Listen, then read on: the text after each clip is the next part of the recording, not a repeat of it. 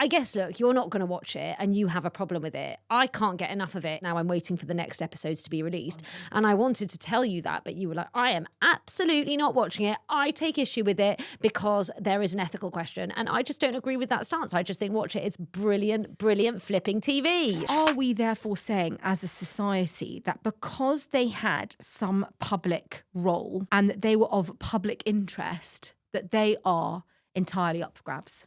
Because if this was a private person, I wonder what their legal position would be, and I wonder But there must what be a legal position on this. I think the legal position is that they say it's a dramatization and it doesn't represent truth, and therefore it's not defamatory. Well, I'm okay with it But because then, I'm really loving the show. Of course you are, and I understand that. But then in the same breath you say, and then you look at the pictures that are representing these moments, and they are absolutely next to them. Will you not watch it? Will you not just watch one episode? I do. Just one. Just one. I think I'd probably episode find one. it. Listen, I'm telling you, you're going to watch one and then you're going to watch them all.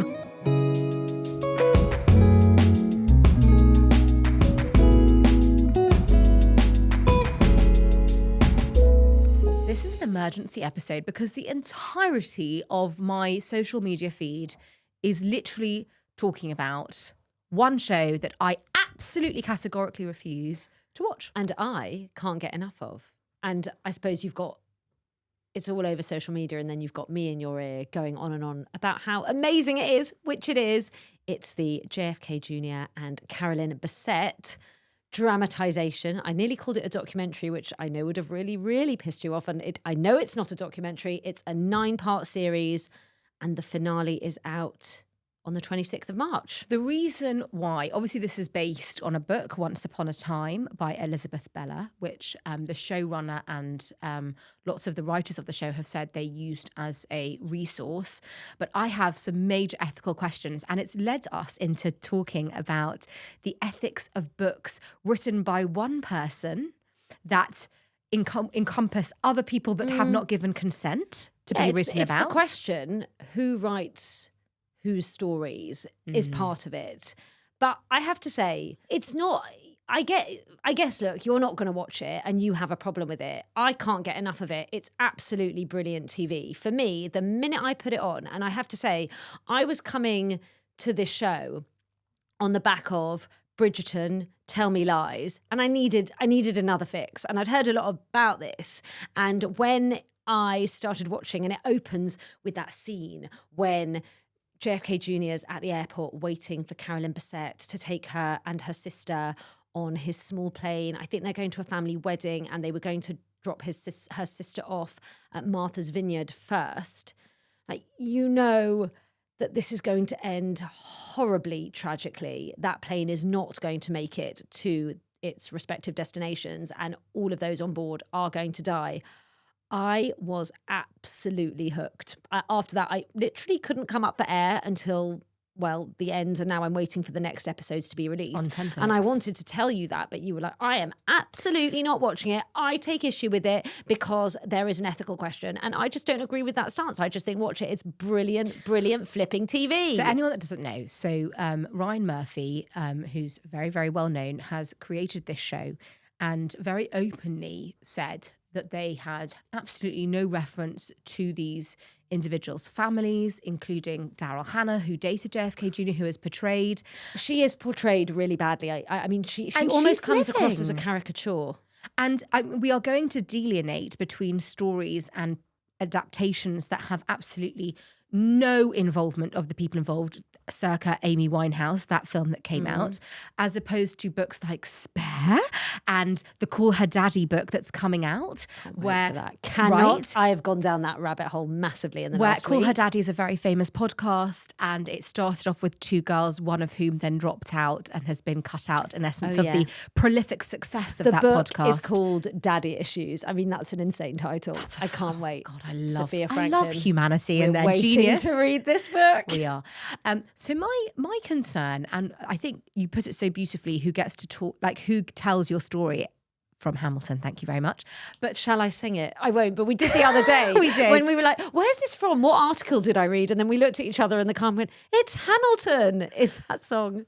This show is the story of these doomed lovers. And you always love a fatalistic thread. We will get to that. I do. But she was a style icon in her time. Now everyone wants to look like her, and every style board is. I have not stopped Googling her clothes. But I mean, she goes to this gala in a white shirt and a black silk skirt, but I don't think anyone could pull that off the way she pulls that off. She's so elegant.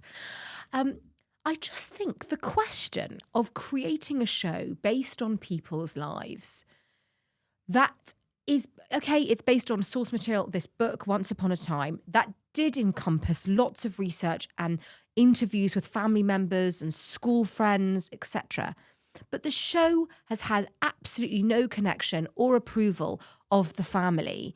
They have absolutely no, they're not inhibited in the way that they write these people's story. Can you imagine how you would feel if this was your sister? I think so much of the story obviously has been out there to a degree, at least the public, the surface of it. Obviously, they've taken massive artistic creative license. You've got those conversations that they have together, how the relationship developed. I think it portrays them brilliantly in that you really can understand how they grappled, particularly Carolyn Bessette, with this level of fame. And there is an argument that's been going around, well, she should have known what she was marrying into and that she'd receive that attention. And that's just a point that you think about when you're watching it. Did she have a sense of the extent to which it could go? But I probably sound a bit... I don't know. I just think it's out there and it's based on the book, and they're not sort of saying this is all absolutely true. It's a dramatization. I get why Daryl Hannah's pissed off because she comes across really badly. I do think she does. But as a TV show, I'm so into it. I think it's really, really well done.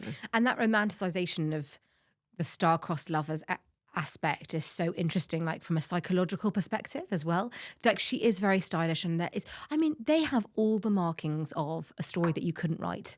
You know what I mean? He's the son in a presidential family. She's this willowy blonde, magnificent beauty. Calvin Klein's stylist, wow. And they get together, and there's photographs of them in a New York park having explosive arguments. That fight. Because you find the whole time you're cross-referencing with the reality. So when you see that episode, you're Googling the photos. And they are virtually the same. Really? Yeah, when that scene is so accurate. You don't know exactly what is being said by each of them. But it's done, it looks pretty much the same to me. Sophie, I actually think you look very well rested, and I have not been getting the barrage of texts at 5 a.m. from you on a plethora of topics. What is going on?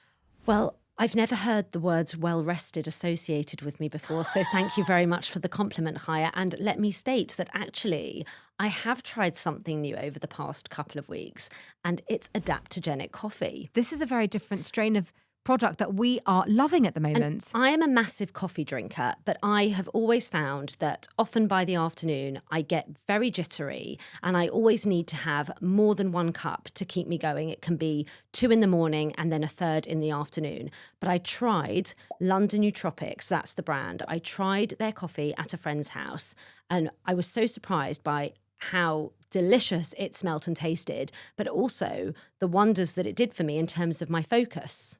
Because it is known to boost mental clarity. I think Flo's got lion's mane and rhodiola. I honestly tried Zen because I need to be calmer in my life. That is absolutely true. I'm not a regular hot drinker, but I actually have found myself reaching for it far more often than I thought I would. Well, I've tried Flo, which is perfect for me, and it gives me a real sense of focus. And actually, as a massive reader, which you and I both are, do you not find that these days you get so much more easily distracted?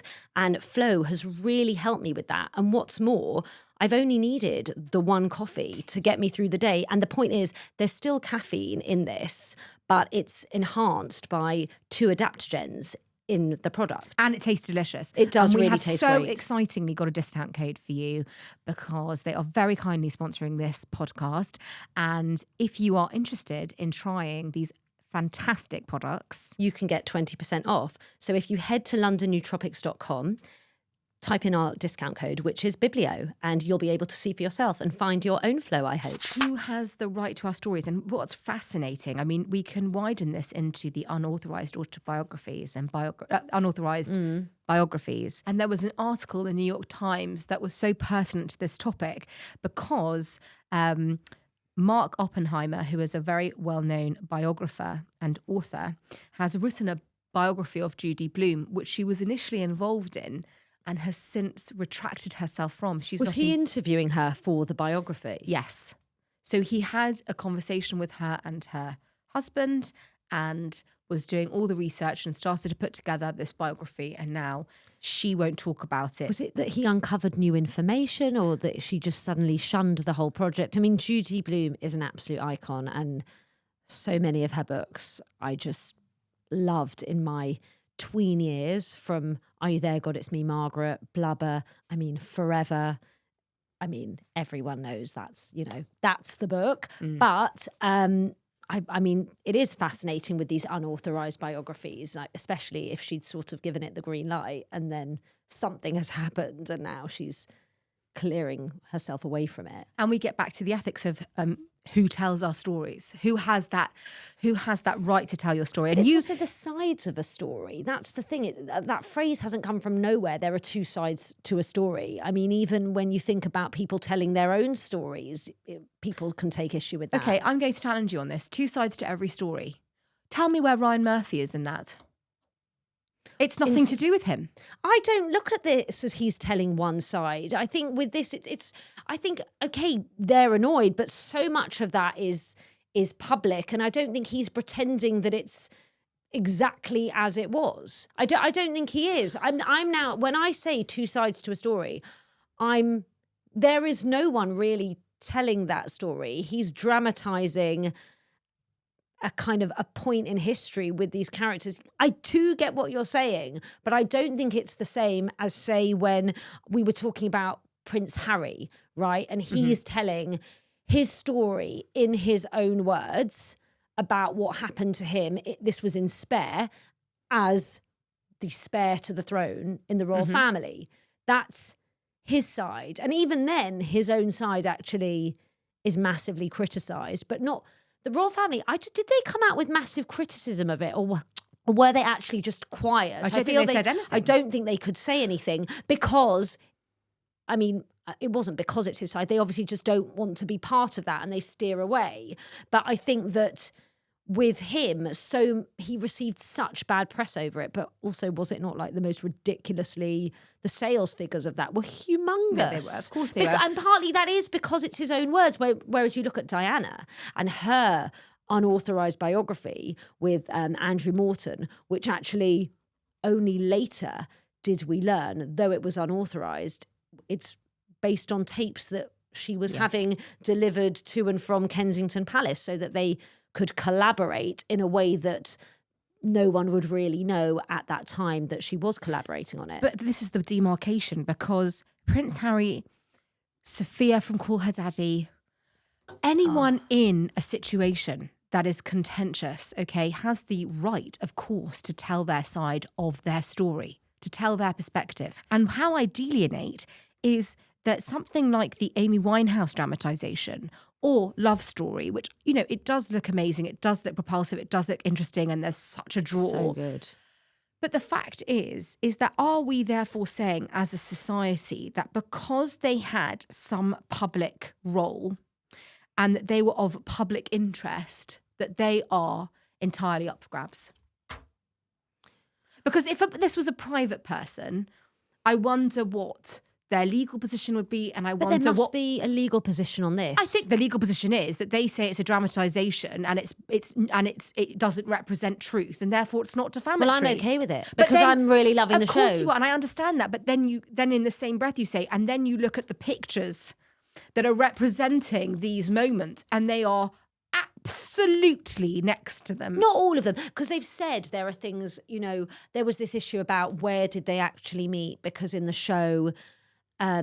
she's introduced to him at a kind of charity event where in reality it's believed that actually he went into Calvin Klein for a suit fitting and saw her there. So there is, they've said there are things that are obviously they could not be Oh, exact. embellished, of course. Exactly. But I am fascinated to know what the legal point is on that, because they've totally got away with it. And obviously they are making a lot of money from it. But from my perspective, I'm absolutely watching it because I just think it's an excellent show. And Jack Schlossberg, the nephew of these individuals, says that this is grotesque and that, this doesn't bear any reference to who he Will remembers. you not watch it? Will you not just watch one episode? I do. Just one. Just I one. think I'd probably episode find one. it. Listen, I'm telling you, you're going to watch one and then you're going to watch them all. But I love a Greek tragedy, and I find the psychology of watching a show or reading a book where the ending so interesting. It's the Hilary Mantel equation. That Anne Boleyn's going to die. Thomas Cromwell's going to die. It's the fatalistic thread that's there from the off. Yes. But that's in a lot of books, that I've loved, like Owen Meany, even in A Secret History. You know that Bunny's dead, like page 1. And that kind of keeps you going because you need to know how we got there. But that's different here, isn't it? Because we all know that John F. Kennedy and Carolyn Bessette Kennedy were so young. They were in the throes of, I would say, youth. 38 and 33, but I think that's young. I think that's very young. They look incredible. And that is part of the, I'm sure, appeal of the show. it just stops. Their Their story people. stops. It's But unfinished. it's the unfinished story. That was the story that never got to be told. And I think that's in itself kind of what gets people watching, because their lives were so tragically cut short. It is so tragic, and they are so stylish, and they are so beautiful to watch. And it's such great TV. It's so bloody brilliant. And I think society's so interested by that youth cut short. It's like is it like the 27 or 28 club? No, yeah, that's The musicians. Yeah, that's- Amy Winehouse you mentioned, but so many musicians. Jeff Buckley, Kurt Cobain, I think was 27. River Phoenix. It's actually scary. Like if you look that up, it's shocking. I saw one review that talked about the fact that they remain frozen in that single moment, and there's so much of life in terms of aging and becoming and evolving, and then you have these really powerful, strong characters or people that, the Kennedys represent America. And how much tragedy they had in that family. I think there's also a perpetual fascination with that family. They were a clan, really, in and of themselves, not just the two highlighted here, but going back, obviously JFK, his brother. It's quite unbelievable. It's the ethics, isn't it? It's the ethics. That's what I find fascinating, and there's been a lot of conversation about online, apart from how incredible the show looks and how we all want to look like her now, and we want to get her sunglasses and she's very minimalistic, which I love. That tortoiseshell hairband. Yes. Yeah, she's very minimalist, and actually it seems kind of weirdly achievable. Like, we won't all look that good in a white shirt and black skirt, but we can certainly try. What I find so ironic is that from the book Once Upon a Time, what's very clear is that Carolyn really struggled with being in the public eye. And yet in death, she hasn't even escaped that, Soph. Well, now it's just got ridiculous. You mentioned Call Her Daddy. I have to bring that up because that is an absolute... I actually feel I've only just about come up for a bit of air from that. You and I love a rabbit hole. And this, I love Call Her Daddy. And in our latest Substack, we did this culture shelfie, and I mentioned 2 episodes in particular. But I think Alex Cooper is fantastic. I love her interview style. I love the whole concept of the podcast. I've listened to it for a long time. However, I was not really aware of the controversy surrounding what happened at the beginning when Alex Cooper and Sophia Franklin, who had actually set this up together, I was a bit aware of it, but not kind of the explosiveness of it all, and how they split apart when Alex Cooper signed a deal with Barstool Productions, and Sophia basically somehow faded away into we don't know where. But when we were at an event recently, they revealed that the book, Sophia's book, is actually coming out in November. And not only did they tell us it was called Daddy Issues, which is now everywhere, but they also told us that the front cover is a picture of Sophia Franklin and Alex Cooper with Alex Cooper's face ripped off. Ouch. And then obviously... Brilliant marketing. Yeah, the last couple of days I watched the Alex Cooper documentary on Disney Plus called Call Her Alex. I have watched all the YouTube videos that they've done like a few years ago and now, because Sophia Franklin is now talking in great depth about the book and why she's done it now and what we can expect and what we can look forward to. I just think it's mind-blowing because I suppose Alex Cooper has had her say to a degree on her documentary, but here comes Sophia Franklin and she's like, this is actually what happened. And I don't know who is right. I just need to know the ins and outs of this. And they will be judged in the court of public opinion. And it's interesting because Alex Cooper, who is this very young and incredibly successful woman in America. So super talented. She really is. It's interesting though because it's so nuanced. Like it started off, I did not ever listen to, I'm really not a listener of Call Her Daddy. But what I will do is if she's got a specific guest that I want to listen to. Sarah J. Maas was on recently. Yes. I'm trying to think who else I've listened to her interview that I thought was... Oh, she did Kamala Harris. Megan Fox. I mean, so many people. Megan Fox was brilliant. And she puts her guests at such ease, they almost feel like they are with a friend. And suddenly you get such a fascinating and intricate and intimate insight into their lives. She asks the questions that a friend can ask. I think that's what's so brilliant. It's her style. But here we have that kind of further degree from the degrees of separation where Sophia was in it and she has every right to tell her story. But then if she says or depicts anything that is untrue, then that is problematic. My earring just fell.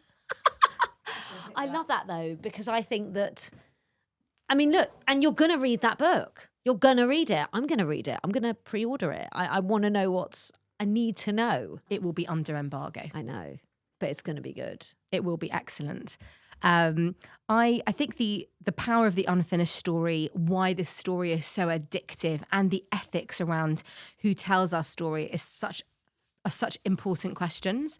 But we had to come on here and talk about it because we were in the DMs with lots of people. We might fall out otherwise. I mean, I actually would like you to go away and maybe just put it on, maybe in the background or something, so you won't feel too guilty, and then come back to me. It's not about guilt. I just find it a really problematic premise. I am morally reprehensible. No, I'm not judging anyone for watching it. There's lots of people I know that are loving it and enjoying it. I just think it represents such a really interesting question, both from a publishing perspective and from just a wider media perspective. And legally as well. That, I don't think that people in the public eye necessarily therefore are open. Like it's not open season on their stories. They still deserve some degree of privacy.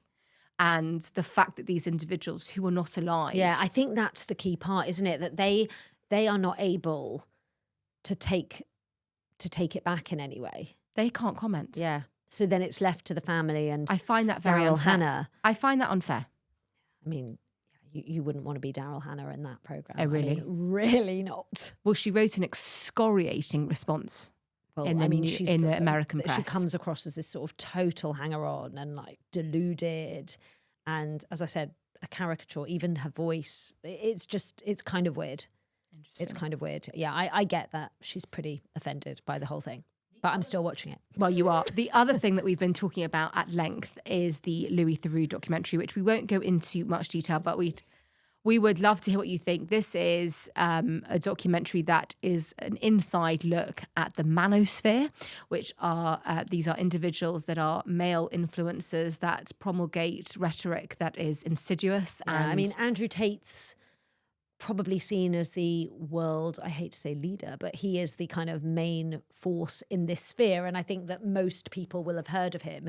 You may well not have heard of the other influencers that Louis Theroux observes and interviews in this film, but you certainly will know who they are once you're done watching. I mean, it's quite eye-opening. I mean, obviously it's full of misogynistic and abhorrent views, but it's an incredibly important topic. It's an important topic, and I think what the documentary does well, and I have a number of negative comments about it, that Theroux doesn't really challenge what's being said to him to the degree that I would want him to. There are women that seem so incredibly vulnerable on the sides that are not really, are not really challenged. I think with that, though, you can see why he can't speak to them, but there must be others. There must be other women that he could be that he speaking could to. He could have just got their views on the side. But what I was going to say was I that don't think he could have. Sorry, I really don't think. They look terrified. that's the point. But how can he get their views? They're completely controlled by these awful men. That girlfriend, what was her name? Angela.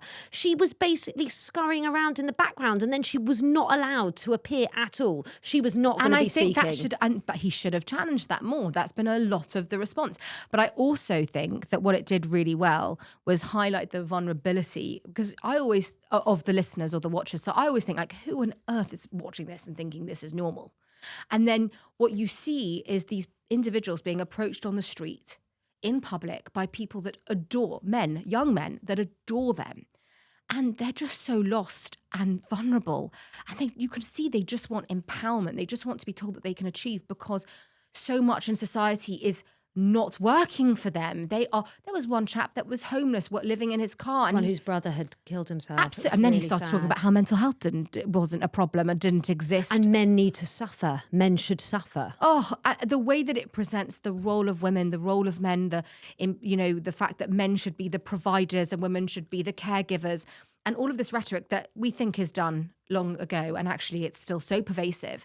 But that who it's targeting and who is receiving this was interesting, because I think there are many of us that watch that and think, who on earth doesn't just flick on with that? But it's also how it's working, because unfortunately, I mean, this is such an obvious example of how terrible social media can be. And I think, in my opinion, Louis Theroux really struggled with that, because he's coming at these influencers. I don't even like calling them influencers, but these manosphere influencers like that HS Tiki-Toki, whatever he's called. He's coming at them, but they are properly social media savvy. So yes. Louis Theroux, yes, he has a very distinct style of journalism, but ultimately he is a traditional journalist. Yes. So when he's coming at these guys, they know what they're doing. They were giving it as good as they got, if not more. And I just think it was very hard for him to challenge them when they are so well versed on how these platforms run. They know how to make things happen. I felt that was really apparent as a viewer. Yes. And what he did do very clever, which very well, was look at the finances behind it, and the fact that underpinning all of this are basically pyramid schemes. Yeah. And, terrible financial advice, and the exploitation of the vulnerable in this regard is so high. And what about the relationships? Like now, how it's all about, well, women must be monogamous, but these men can sleep with and do whatever they like. And that's kind of the thing. I know. And what frightens me is that I have had so many conversations with people that will go, oh, Andrew Tate is not that bad. Or these individuals, what they're saying is not that bad. They just want men to be men, but it's women to be empowering women. men to be real and men. And then, I'm like, you go watch their backlist videos. Some of them where they are literally talking about rape being acceptable in a relationship. And how women are there to be controlled, and the what their messaging is can be very, very insidious, because on the surface it can be quite tepid, and then you go beneath and each layer gets worse and worse. It's this awful subculture. It's just disgusting. Incels. Yeah. I think then we can agree on Louis Theroux that important topic, but didn't do enough. Fair? Absolutely. And I did a little post online on Instagram of some feminist nonfiction in the heat of my anger post-watching We'll link it in the show notes. And can I do that? Sometimes I just say we'll link it in the show notes, and I'm like, can I do that? We will. I'm going to. It's in the show notes. But we have, I wrote my thesis on heteronormativity and misogyny in English law. And are you going to say what it was called? No. Higher. No.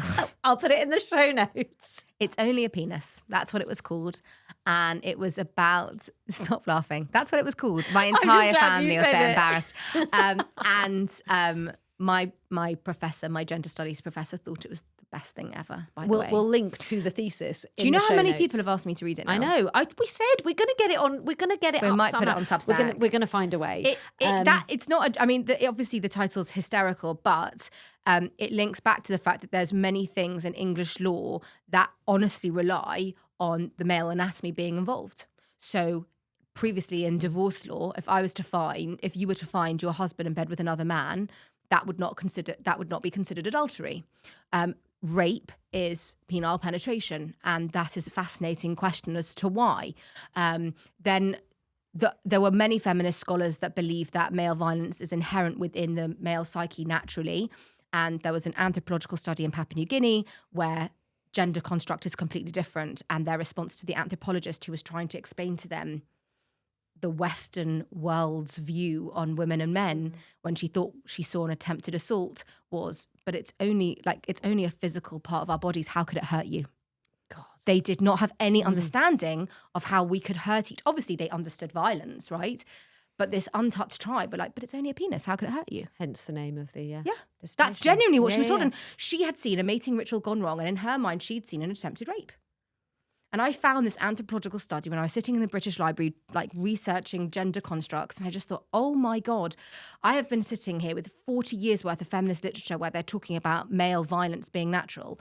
And here we have an untouched tribe that have completely different understandings of the body and who we are as people and women's roles and men's roles. And we would see them as so backwards because they live in mud huts and don't have technology. But actually, they are thousands of years ahead of us. Yeah. In some ways. Maybe we'll set that as our next book club read. Oh, stop Kaya's it. dissertation. It's ridiculous. No, but we are going to do stuff on feminist nonfiction. We agreed, right? We agreed. You promised. Yes.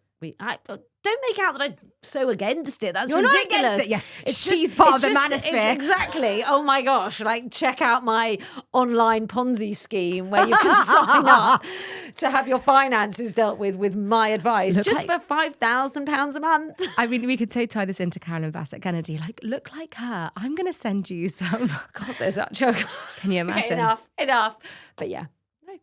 Well, I'm glad we aired that out a bit. Yes. Please do tell us what you think. If you've watched Love Story, if you think that what your thoughts are on the ethics of people telling stories of others that they have either no connection to or they are part of the story. And if there are any others that have bothered you, I'd love to know what they are as well, because I'm just now thinking about more of them, these kind of stories, and who should be telling whose stories.